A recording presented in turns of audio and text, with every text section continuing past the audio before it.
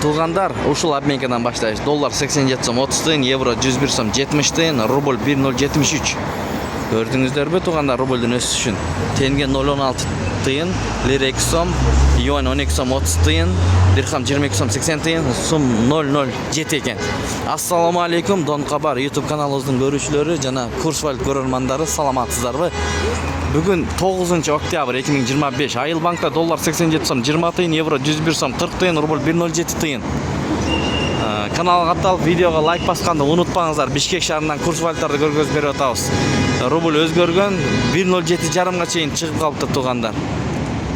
Достор, бренд акча алмаштыруу жайында доллар 87 сом 30 тыйын, евро 101 сом 70 тыйын, рубль 1074. Интерде деле ушундай көрүнүш. Доллар 87 сом 30 тыйын, евро 101 сом 80 тыйын, рубль 0.74. Мына 1000 рубль тапшырсаңыз 1074 сом акча болот экен. Сатып алсаңыз 1000 рубль 1084 сом.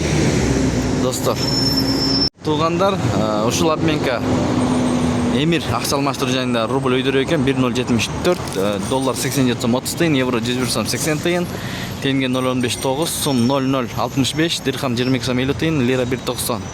Акай банк доллар 87 сом 30 тыйын, евро 101 сом 30 тыйын, рубль 1.06 жарым тыйын экен бул жакта.